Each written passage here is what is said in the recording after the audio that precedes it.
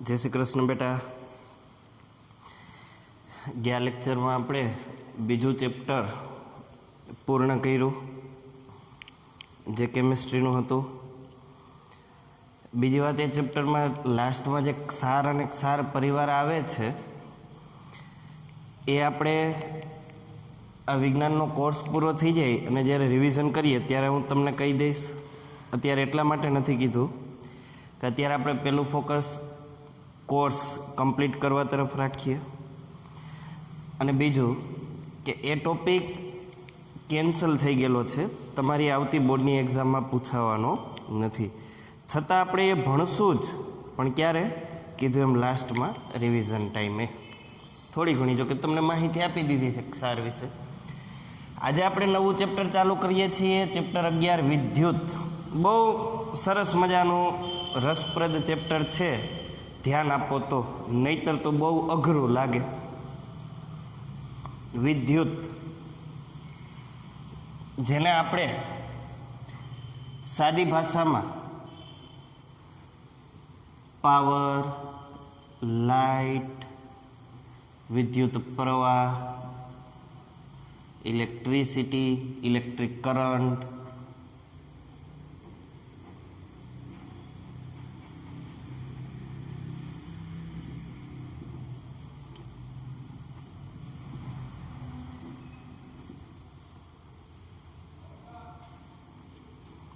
અલગ અલગ શબ્દોથી ઓળખીએ છીએ।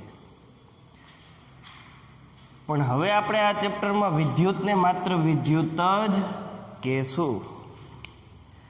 સમજતા જજો, ધ્યાનથી મારી વાતો સાંભળતા જજો।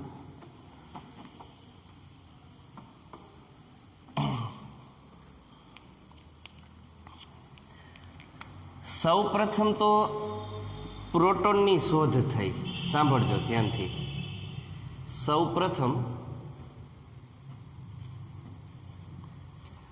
ધન વીજભારિત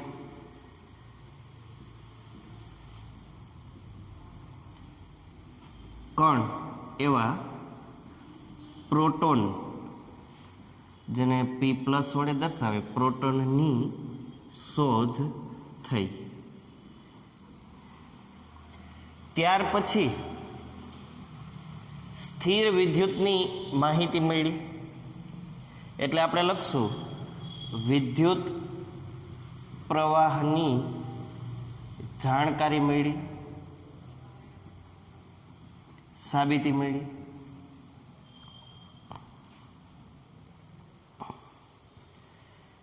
કઈ રીતે એ પણ આપણે જોઈ લઈએ। વિદ્યુત પ્રવાહની જાણકારી અથવા સાબિતી કઈ રીતે મળી, સમજો ધ્યાનથી।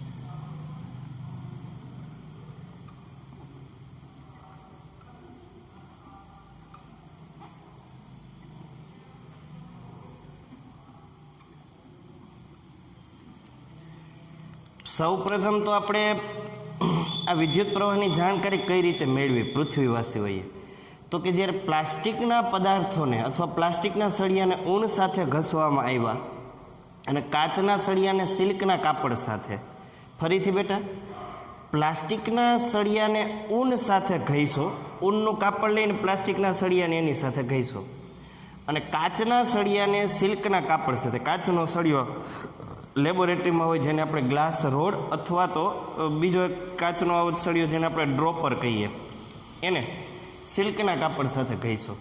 હવે આ બંને સળિયાને એટલે કે પ્લાસ્ટિક અને કાચના સળિયાને એકબીજાની નજીક લઈ ગયા ને તો એ બંને એકબીજાને ખેંચવા લાગ્યા. આકર્ષણ બળ બંનેની વચ્ચે જોવા મળ્યું.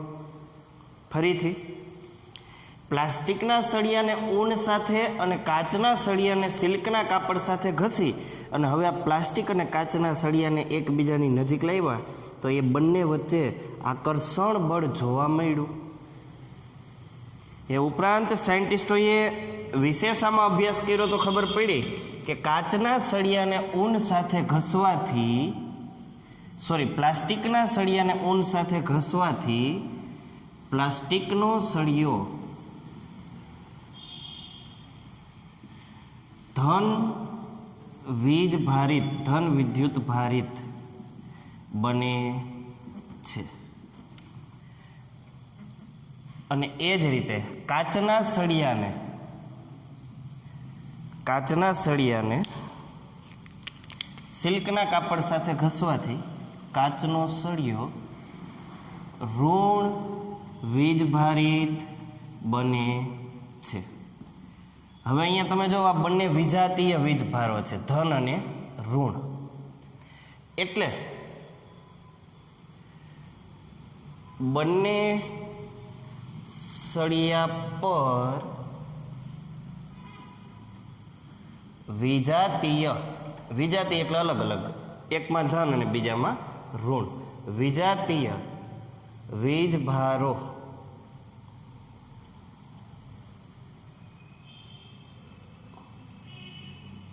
હોવાથી બંને સળિયા એકબીજાને આકર્ષે છે. વિજાતીય વીજભારો વચ્ચે આકર્ષણ હોય એટલે કે ધન અને ઋણ વચ્ચે આકર્ષણ હોય, અને સજાતીય વીજભાર જો હોય ધન અને ધન અથવા તો ઋણ અને ઋણ તો એમની વચ્ચે અપાકર્ષણ હોય. આ સાદો એક સિદ્ધાંત છે. ધન વિદ્યુત ભાર કેને લઈને આવે છે બેટા? સમજો ધ્યાનથી. ધન વિદ્યુત ભાર પ્રોટોનને લઈને હોય છે.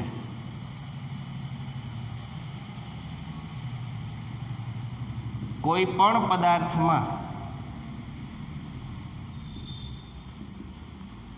ધન વીજભારિત પ્રોટોન ના લીધે તે પદાર્થ ધન વીજભારિત બને છે. અને એ જ રીતે જો કોઈ પદાર્થમાં, એટલે આપણે લખશું કોઈ પણ પદાર્થમાં ઋણ વીજભારિત ઇલેક્ટ્રોનના લીધે, ટૂંકમાં લખું ઇલેક્ટ્રોનના લીધે તે પદાર્થ કેવો બનશે બેટા? ઋણ વીજભારિત બને છે. ઋણ વીજભારિત બને છે. તો કોઈ પદાર્થ ધન વીજભારિત ક્યારે બને? તો કે જો એની અંદર પ્રોટોન હોય તો. કોઈ પદાર્થ ઋણ વીજભારિત ક્યારે બને? તો કે જો એની અંદર ઇલેક્ટ્રોન હોય તો. બીજી વાત, તમે 9મા ધોરણમાં ભણી ગયા કે વિશ્વના તમામ પદાર્થો પરમાણુઓના બનેલા છે. પરમાણુની અંદર કેન્દ્રમાં ધન વીજભારિત પ્રોટોન અને કક્ષાઓમાં ઋણ વીજભારિત ઇલેક્ટ્રોન રહેલા હોય છે. આ તમને ખબર છે, આપણે કેમેસ્ટ્રી વખતે જોયું હતું. તો ભાઈ પરમાણુની અંદર તો કેન્દ્રમાં ધન વીજભાર અને કક્ષાઓમાં ઋણ વીજભાર બંને છે, અને સમગ્ર વિશ્વના પદાર્થો પરમાણુના બનેલા હોય તો સમગ્ર વિશ્વ ધન વીજભારિત એવા પ્રોટોન અને ઋણ વીજભારિત એવા ઇલેક્ટ્રોનનું બનેલું છે. તો પછી કોઈ પદાર્થ ધન વીજભારિત અને કોઈ ઋણ વીજભારિત ક્યારે બને? તો સરળ ભાષામાં બેટા એટલું યાદ રાખવાનું કે જે પદાર્થમાં ઇલેક્ટ્રોન કરતાં પ્રોટોનની સંખ્યા વધારે એ પદાર્થ ધન વીજભારિત, અને જે પદાર્થમાં પ્રોટોન કરતાં ઇલેક્ટ્રોનની સંખ્યા વધારે એ પદાર્થ ઋણ વીજભારિત બને છે. આ યાદ રાખવાનું. ફરીથી, કોઈ પણ પદાર્થ, વિશ્વનો કોઈ પણ પદાર્થ પરમાણુનો બનેલો છે. હવે પરમાણુના કેન્દ્રમાં ધન વીજભારિત પ્રોટોન અને કક્ષામાં ઋણ વીજભારિત ઇલેક્ટ્રોન રહેલા છે. એટલે કે પરમાણુની અંદર તો ધન અને ઋણ વીજભાર બંને રહેલા છે. હવે વિશ્વના તમામ પદાર્થો એ પરમાણુના બનેલા હોય તો એ તમામ પદાર્થો પણ ધન અને ઋણ વીજભારિત બંને પ્રકારના વીજભાર ધરાવે છે. એટલે કે પ્રોટોન અને ઇલેક્ટ્રોન ધરાવે છે. તો પછી શા માટે અમુક પદાર્થો ધન વીજભારિત અને અમુક પદાર્થો ઋણ વીજભારિત છે એવું કહેવાય છે? તો કે ભાઈ, જે પદાર્થોની અંદર ધન વીજભારિત એવા પ્રોટોનની સંખ્યા ઇલેક્ટ્રોન કરતાં વધારે હોય એ પદાર્થ ધન વીજભારિત, અને જે પદાર્થની અંદર ઇલેક્ટ્રોનની સંખ્યા પ્રોટોન કરતાં વધારે હોય એ ઋણ વીજભારિત બને છે. આ તમારે યાદ રાખવાનું.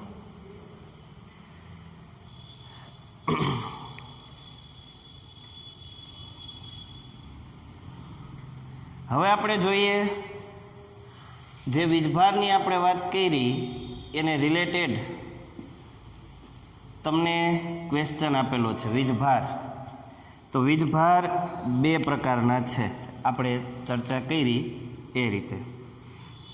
એક છે ધન વીજભાર અને બીજો છે ઋણ વીજભાર. ધન વીજભાર તરીકે કોણ હોય? આપણે હમણાં જોયું પ્રોટોન, જેને ટૂંકમાં લખાય P+, અને ઋણ વીજભાર તરીકે કોણ હોય? ઇલેક્ટ્રોન, એને ટૂંકમાં લખાય E-. હવે બેટા, વિજ્ઞાનમાં કોઈ પણ જે રાશિ છે એનું માપન એક ચોક્કસ એકમ વડે થાય. જેમ કે જો તમે અંતર માપો તો એ અંતર આપણે શેમાં માપીએ? તો કે મીટર, કિલોમીટર, પ્રકાશ વર્ષ આમાં માપીએ. એવી જ રીતે આપણે વજન શેમાં માપીએ? તો કે ગ્રામ, કિલોગ્રામ, મણ, ખાંડી, ટન, ક્વિન્ટલ, આવી રીતે. તો આપણે કોઈ પણ રાશિને અંતર, વજન, દળ, આ બધાને એક ચોક્કસ એકમ વડે માપીએ છીએ. એકમ એટલે શું? યાદ રાખજો કે લખેલું નથી પણ ખબર હોવી જોઈએ. જે રાશિનું માપન જેના વડે થાય, થોડોક ફેરફાર કરીએ. કોઈ રાશિનું માપન જેના વડે થાય તેને એકમ કહે છે. જેમ કે અંતરનું માપન મીટર અને કિલોમીટર વડે થાય તો આ બે એના એકમો થયા. હવે એમાં તમે 9મા ધોરણમાં ભણી ગયા, તમને યાદ હોય તો, કે ઘણા બધા એકમો હોય છે કોઈ પણ એક રાશિના માપન માટે. અહીંયા આજે આપણે મીટર અને કિલોમીટર લખ્યું, સેન્ટીમીટર, મિલીમીટર, માઇક્રોમીટર, ઘણું બધું આવે. તો હવે આમાં શું છે? તો કે વિશ્વ લેવલે એક નક્કી થયું છે, જ્યારે એક વિશ્વ બીજા વિશ્વ સાથે લેવડ દેવડ કરે તો એવું પોસિબલ છે કે એક વિશ્વમાં જે એકમ ચાલે છે બીજા વિશ્વમાં ના ચાલતો હોય. એટલે એ લોકોએ વિશ્વ લેવલે માન્ય એવા એકમો બનાવવાની, એને કીધું SI એકમ. 9મા ધોરણમાં વારે વખતે આ શબ્દ આવતો, SI એકમ. આખું નામ છે સિસ્ટમ ઇન્ટેલિજન્ટ યુનિટ, SI એકમ, વિશ્વ લેવલે માન્ય એકમ. જેમ કે અંતરનો વિશ્વ લેવલે માન્ય એકમ મીટર છે, SI એકમ. બરાબર. તો એવી જ રીતે આપણે જે પ્રોટોન અને ઇલેક્ટ્રોનની વાત કરીએ છીએ કે જે બંને એક વીજભાર તરીકે ઓળખાય છે, ધન વીજભાર તરીકે પ્રોટોન, ઋણ વીજભાર તરીકે ઇલેક્ટ્રોન. આ બંનેની શક્તિનું માપન શેના વડે કરવું ભાઈ? તો કે વીજભારનું મૂલ્ય કુલંબ, ટૂંકમાં કેપિટલ C નામના એકમ વડે કરવામાં આવે છે. વીજભાર ધન હોય યા તો ઋણ હોય, એનું મૂલ્ય કુલંબ નામના એકમ વડે કરવામાં આવે છે. શા માટે? તો કે આ વીજભારો વિશેની જે માહિતી છે ને એક કુલંબ નામના વૈજ્ઞાનિકે આપી હતી. એટલે વીજભારનું મૂલ્ય કુલંબ નામના એકમ વડે કરવામાં આવે. પ્રોટોન અને ઇલેક્ટ્રોનની શક્તિ કુલંબમાં માપવામાં આવે. તો ચાલો હવે એ જોઈ લે કે પ્રોટોન અને ઇલેક્ટ્રોનની શક્તિ કેટલી છે. પ્રોટોનની શક્તિ છે 1.6 ઇન્ટુ 10⁻⁻19 કુલંબ. સી આવ્યો જો શક્તિનું મૂલ્ય માપવા માટેનો એકમ. અને ઇલેક્ટ્રોનની શક્તિ એટલી જ છે બેટા 1.6 ઇન્ટુ 10⁻⁻19 કુલંબ. પણ તફાવત માત્ર એટલો છે કે પ્રોટોનનો વીજભાર ધન અને ઇલેક્ટ્રોનનો વીજભાર ઋણ છે. માટે જ્યારે એક પ્રોટોન અને એક ન્યુટ્રોન અથવા તો 2 પ્રોટોન ને 2 ઇલેક્ટ્રોન અથવા તો 3 પ્રોટોન ને 3 ઇલેક્ટ્રોન, ટૂંકમાં પ્રોટોન અને ઇલેક્ટ્રોનની સરખી સંખ્યા ભેગી થાય ત્યારે બંને એકબીજાના વીજભારને સમતોલિત કરી નાખે. આ મૂલ્ય તમે ખાસ યાદ રાખજો, 1 માર્કમાં પૂછાય એવું છે. પ્રોટોનનો વીજભાર કેટલો 1.6 ઇન્ટુ 10⁻⁻19 કુલંબ અને ઇલેક્ટ્રોનનો વીજભાર કેટલો -1.6 ઇન્ટુ 10⁻⁻19 કુલંબ. આ વીજભાર કેટલો છે તો કે ખૂબ નાનો મૂલ્ય છે આનું. તમે જો ધ્યાનથી 10ની ઘાત કેવી છે 19 છે એ તો ખબર છે બધાને, પણ કેવી છે ધ્યાનથી જો માઇનસ. તમને ગણિતમાં આવે છે કે માઇનસ ઘાતને પ્લસ કરવી તો શું કરવાનું, અહીં ધ્યાન આપજો. 1.6 ઇન્ટુ 10⁻⁻19. આ માઇનસ ઘાતને પ્લસ કરવી હોય ને તો ગુણાકારમાં જે પદ છે એની ભાગાકારમાં એટલે છેદમાં જાય તો હવે આવું થાય 1.6 અપોન 10⁻⁹. હવે પ્લસ થઈ ગઈ ઘાત. હજી અહીંથી પોઈન્ટ દૂર કરું તો છેદમાં 1/10 આવે એટલે આવું થાય 16/10⁻20 ઘાત. 19માંથી 20 શા માટે થયું 1.6 એનો પોઈન્ટ દૂર કર્યો એટલે છેદમાં 10 આવે. આ ગણિતની સાદી ગણતરી છે એટલે 16/20. હવે આનો મતલબ શું થાય, જો 10/5 હોય તો એનો મતલબ આવો થાય 10/5. 4/2 હોય તો એનો મતલબ આવો થાય 4/2. અહીં 16/10⁻20 ઘાત. 10⁻20 ઘાત એટલે એકડા પછી 20 0. એકડા પછી 20 0. એના વડે 16નો ભાગાકાર કરો ને બેટા એટલે 0.000000 સમથિંગ મૂલ્ય મળે, એટલે કે ખૂબ નાનું મૂલ્ય મળે. એનો મતલબ એક પ્રોટોન કે એક ઇલેક્ટ્રોનનો વીજભાર તો ઘણો બધો નાનો છે. જે કુલંબની આપણે વાત કરી એક કુલંબે પૂરું નથી થતું. પૂરું એક કુલંબે વીજભાર થતો નથી. 0.000 એવું ખૂબ નાનું મૂલ્ય મળે છે. કમસે કમ એક કુલંબ હોય તો પણ આપણને સમજવામાં ગણતરી કરવામાં સારું પડે. એટલે વૈજ્ઞાનિકોએ શું કર્યું, ગણતરી કરી. જોજો ધ્યાનથી કે ભાઈ 1.6 ગુણ્યા 10⁻⁻19 ઘાત કુલંબ બરાબર 1 ઇલેક્ટ્રોન. એટલે કે એક ઇલેક્ટ્રોનનો વીજભાર આટલો વીજભાર 1.6 ઇન્ટુ 10⁻⁻19 કુલંબ બરાબર 1 ઇલેક્ટ્રોન થાય. તો 1 કુલંબ બરાબર કેટલા ઇલેક્ટ્રોન? સાયન્ટિસ્ટોએ શું કર્યું, ખૂબ નાનું મૂલ્ય હતું 0.00 સમથિંગ, એટલે એણે એવું નક્કી કર્યું કમસે કમ 1 કુલંબ તો લઈએ. એટલે એણે ગણતરી કરી કે ભાઈ 1.6 ઇન્ટુ 10⁻⁻19 કુલંબ બરાબર 1 ઇલેક્ટ્રોન હોય તો 1 કુલંબ બરાબર કેટલા ઇલેક્ટ્રોન? ત્રિરાશિ છે એટલે ચોકડી ગુણાકાર થાય. આ ઉપર જાય 1 ગુણ્યા 1 એટલે 1 છેદમાં 1.6 ગુણ્યા 10⁻⁻19 ઘાત. આગળ ગણતરી ચાલુ છે જોજો. -19 ઘાત પ્લસ ઉપર લઈ જાવ એટલે થઈ જાય પ્લસ 10⁻19 ઘાત છેદમાં 1.6. હજી આગળ ગણતરી કરીએ 1.6 નો પોઈન્ટ કાઢો એટલે ઉપર 10 જાય તો 10⁻20 ઘાતના છેદમાં 16. હવે 10⁻20 ઘાતના 2 ભાગ પાડું છું ભાઈ. 10⁻2 ઘાત ગુણ્યા 10⁻18 ઘાત. 18 પ્લસ 2 20. જ્યારે આધાર સરખો હોય, જેમ કે અહીંયા 10 અને 10 એના આધાર કહેવાય, અને વચ્ચે ગુણાકારની નિશાની હોય ત્યારે ઉપર રહેલી આ ઘાતનો સરવાળો થાય એટલે 20ના 2 ભાગ કર્યા 18 પ્લસ 2 20 છેદમાં 16. હજી આગળ 10⁻2 ઘાત એટલે 100. 10 ગુણ્યા 10 100 ગુણ્યા 10⁻18 ઘાત છેદમાં 16. હવે આપણે 100 અને 16નો ભાગાકાર કરીએ. જોજો 100 ભાગ્યા 16, 16 6 96, 100 માઇનસ 96 4. હવે અહીંયા 16 ને 4 ભાગ ન હાલે એટલે પોઈન્ટ મૂક્યા પછી અહીંયા આવે 0.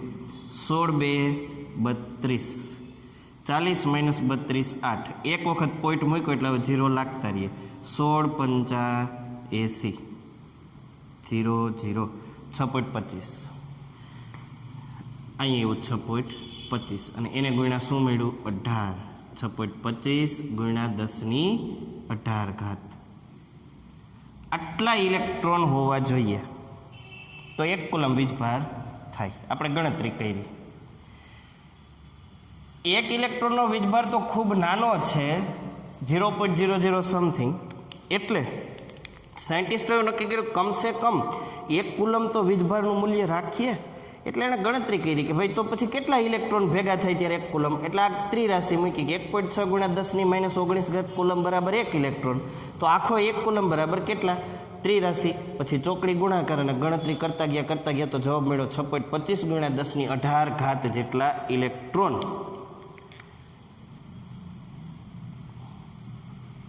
6.25 ગુણ્યા 1018 ઘાત જેટલા ઇલેક્ટ્રોન અથવા પ્રોટોન ભેગા મળે ત્યારે તેનો એટલે કે ઇલેક્ટ્રોન અથવા પ્રોટોનનો વીજભાર 1 કુલંબ થાય. અહીં નીચે ગણતરી છે જ તમારી સામે શા માટે 1 કુલમ થાય. બરાબર છે. હવે આ ગણતરી હું કાઢી નાખું છું. કોઈને આની જરૂર હોય તો સ્ક્રીનશોટ લઈ લ્યો.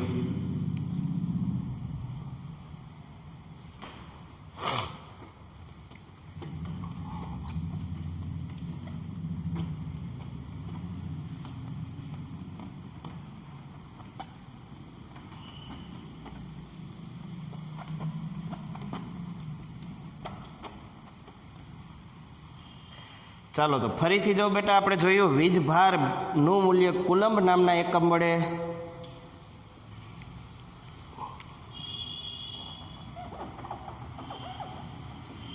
દર્શાવવામાં આવે છે. અને વીજભારો 2 પ્રકારના છે, ધન અને ઋણ. ધન વીજભાર તરીકે પ્રોટોન હોય, ઋણ વીજભાર તરીકે ઇલેક્ટ્રોન હોય. પ્રોટોનને ટૂંકમાં P+, ઇલેક્ટ્રોનને ટૂંકમાં એ માઇનસ વડે દર્શાવે. ઉપર આમ નાનકડી નિશાની પ્લસ અને માઇનસની. પ્રોટોનનો વીજભાર +1.6 × 10⁻19 કુલમ અને ઇલેક્ટ્રોનનો વીજભાર એટલો જ પણ ઋણ મૂલ્ય, એટલે કે બંનેના વીજભારો વિરુદ્ધ છે, વિજાતીય છે, ધન અને ઋણ. અને એટલે જ પ્રોટોન અને ઇલેક્ટ્રોન વચ્ચે હંમેશા શું હોય? આકર્ષણ. વિરુદ્ધ વીજભારો વચ્ચે આકર્ષણ હોય. તો આ હતી વીજભારની વાત. ધન વીજભાર કઈ રીતે ઉદ્ભવે? તો કે પ્લાસ્ટિકના સળિયાને ઊન સાથે ઘસવાથી ધન વીજભાર એટલે કે પ્રોટોન પ્લાસ્ટિકના સળિયા ઉપર ભેગા થઈ જાય. ઋણ વીજભાર તો કે કાચના સળિયાને સિલ્કના કાપડ સાથે ઘસો એટલે કાચના સળિયાની સપાટી ઉપર ઋણ વીજભારિત એવા ઇલેક્ટ્રોન એકઠા થઈ જાય. એટલે એ કાચનો સળિયો પછી ઋણ વીજભારિત અને પ્લાસ્ટિકનો સળિયો ધન વીજભારિત બને. બંને ઉપર વિજાતીય વીજભારો છે એટલે બંને સળિયાને એકબીજાની નજીક લાવો તો એકબીજાને આકર્ષે, ખેંચે. આ વાત આપણે જોઈ, જે બહુ સરળતાથી સમજી શકાય એવી છે. હવે આપણે જોઈએ કે જે ચેપ્ટરનું નામ છે વિદ્યુત અથવા તો વિદ્યુત પ્રવાહ, એ શું છે?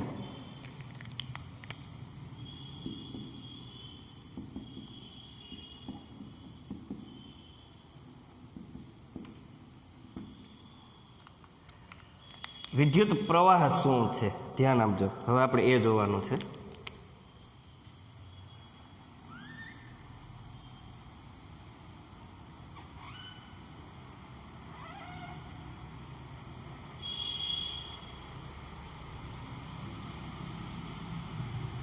ચેપ્ટરનું જે નામ છે એ વિદ્યુત અથવા તો વિદ્યુત પ્રવાહ. ભાઈ પંખામાં એવું તે શું થાય કે સ્વિચ ચાલુ કરતાં પંખો ગોળ ગોળ ફરવા માંડે છે? ટ્યુબલાઇટ કે LED લેમ્પમાં એવું તે શું થાય કે સ્વિચ ચાલુ કરીએ અને પ્રકાશ મળવા લાગે? ફ્રીજની અંદર એસીની અંદર એવું તે શું છે કે જેવી સ્વિચ ચાલુ કરીએ એસી કે ફ્રીજ ઠંડી આપવા માંડે. ટીવીની અંદર એવું તે શું છે કે સ્વિચ ચાલુ કરીએ અને ટીવી આપણને ચિત્રો બતાવવા માંડે છે. તો આ બધું જે હું બોલ્યો એ કેને લઈને કાર્ય કરે છે? તો કે વિદ્યુત પ્રવાહને લઈને. એટલે પહેલાં તો આપણે એ સમજીએ કે વિદ્યુત પ્રવાહ શું છે, તો આપણને ખબર પડશે કે ભાઈ આ ટ્યુબલાઇટ શા માટે પ્રકાશે, પંખો શા માટે ફરે, ફ્રીજ કે એસી શા માટે ઠંડી આપે અને હીટર શા માટે ગરમી આપે. વિદ્યુત પ્રવાહ. અત્યારના મોડર્ન સાયન્સમાં બેટા વિદ્યુત પ્રવાહ માત્ર 10મા ધોરણના વિદ્યાર્થીઓને નહીં, પણ હું તો કહું છું કે આખા વિશ્વના દરેક મનુષ્યને સમજવાની જરૂર છે. કેમ કે આને લઈને જ આધુનિક દુનિયા અત્યારે ચાલે છે. એકમાત્ર વીજળી નથી, વિદ્યુત પ્રવાહ નથી, એવી કલ્પના તમે કરી તો જુઓ. માણસને આદિમાનવ બનતા વાર લાગશે નહીં જો વીજળી નહીં હોય તો. વીજળી વગરની દુનિયામાં માણસની કલ્પના શક્ય નથી, આદિમાનવની કલ્પના શક્ય છે. એટલે બહુ અગત્યતા છે આની. હવે આપણે સમજીએ વિદ્યુત પ્રવાહ શું છે. સમજો ધ્યાનથી.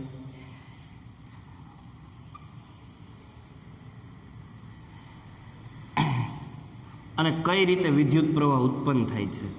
તો જ્યારે ઇલેક્ટ્રોન એટલે કે ઋણ વીજભારિત એવા કણ કોઈ ચોક્કસ દિશામાં ગતિ કરે, કોઈ ચોક્કસ દિશામાં ગતિ કરે તો ત્યારે તેટલા વિસ્તારમાં કે જેટલા વિસ્તારમાં ઇલેક્ટ્રોન ગતિ કરે છે વિદ્યુત પ્રવાહ રચાય છે. ચાલો એક ખબર પડી વિદ્યુત પ્રવાહ રચાય કઈ રીતે. તો કે ઋણ વીજભારિત એવા ઇલેક્ટ્રોન જ્યારે ગોળ ગોળ ગતિ કરે ત્યારે એટલા વિસ્તારમાં વિદ્યુત પ્રવાહ રચાય. કેવી વાત થઈ સમજો. જ્યારે કોઈ પૈડું ગોળ ગોળ ફરવા લાગે, જો ગોળ ન ફરે તો એ પૈડું ઊભું નથી રહી શકતું, તમને ખબર છે, પડી જાય. પણ જો એ પૈડું ગોળ ગોળ ફરવા લાગે, જેમ સાયકલમાં ફરે છે, જેમ આપણી 2 વ્હીલર બાઇકમાં ફરે છે, એમનેમ ના રહી શકે, પડી જાય તો ઘોડી લગાવવી પડે, તમને ખબર છે. પણ જો પૈડા ઉપર ગાડીને રાખવી શું કરવું પડે? ગતિ ચાલુ રાખવી પડે. એટલે પૈડું ગોળ ગોળ ફરતું રહીએ તો ગતિનું નિર્માણ થાય. ફરીથી કહું, પૈડું ટાયર ગોળ ગોળ ફરતું રહીએ તો ગતિનું નિર્માણ થાય. એમ ઇલેક્ટ્રોન ચોક્કસ દિશામાં ગતિ કરતા રહીએ તો વિદ્યુત પ્રવાહનું નિર્માણ થાય. પૈડું ગોળ ગોળ ફરતું રહીએ તો ગતિનું નિર્માણ થાય. ઇલેક્ટ્રોન ચોક્કસ દિશામાં ગતિ કરતા રહીએ તો વિદ્યુત પ્રવાહનું નિર્માણ થાય. આ કુદરતે બનાવેલી એક અદ્ભુત રચના છે કે ભાઈ જ્યારે ઋણ વીજભારિત એવા ઇલેક્ટ્રોન ચોક્કસ દિશામાં ગતિ કરતા થઈ જાય ને ભાઈ,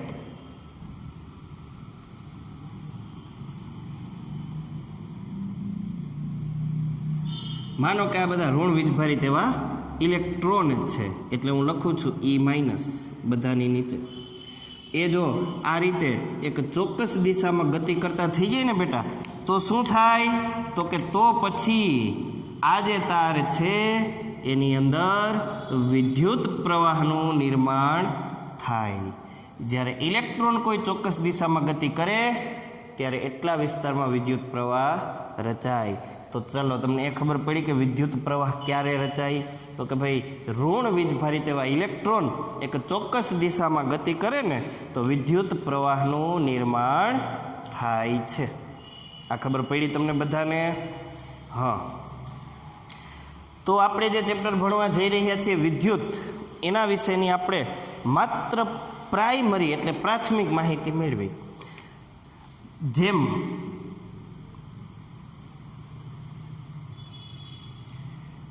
પાણી ના જથ્થાની ગતિથી, પાણીના જથ્થાની ગતિ, વધારે પ્રમાણમાં પાણી હોય અને ગતિ કરતું હોય, પાણીના જથ્થાની ગતિથી પાણીનો પ્રવાહ રચાય છે.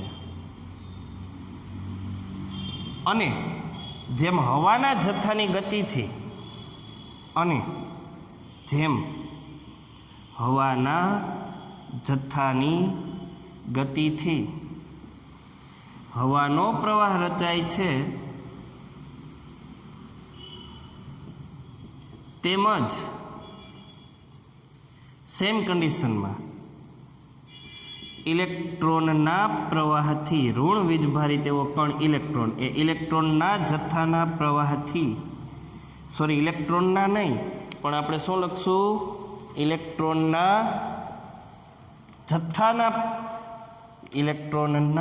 ઇલેક્ટ્રોનના જથ્થાની ગતિથી વિદ્યુત પ્રવાહ રચાય છે. જ્યારે જથ્થાબંધ ઇલેક્ટ્રોન કોઈ ચોક્કસ દિશામાં ગતિ કરવા લાગે ત્યારે વિદ્યુત પ્રવાહનું નિર્માણ થાય છે. તો આજના લેક્ચરમાં આપણે અહીં સુધી રાખીએ. બોર્ડ ઉપર જે કાંઈ લખ્યું છે એ તમારે ફરજિયાતપણે 2 વખત લખી અને શબ્દસહ પાકું કરવું પડશે, કેમ કે બહુ અગત્યનું છે. ચેપ્ટરનો પાયો છે, આને લઈને જ હવે ચેપ્ટર આગળ વધશે. સારું, તો આજે અહીં સુધી રાખીએ. દરેક વિદ્યાર્થી મિત્રો ફરજિયાતપણે હોમવર્ક 2 વખત કરજો. એ પછી તમે ફેરબુકમાં લખો કે રફ બુકમાં લખો, સારા અક્ષરે મુદ્દા પાડીને લખજો 2 વખત. પીડીએફ ફાઇલ બનાવી, ફોનમાં ફોટો લઈ પીડીએફ ફાઇલ બનાવી તમારું નામ અને ધોરણ લખી હોમવર્ક ફરજિયાતપણે સેન્ડ કરવાનું છે. સારું, આજે અહીં સુધી રાખીએ. દરેક વિદ્યાર્થી મિત્રોને બાય, જય શ્રી કૃષ્ણ, જય હિન્દ.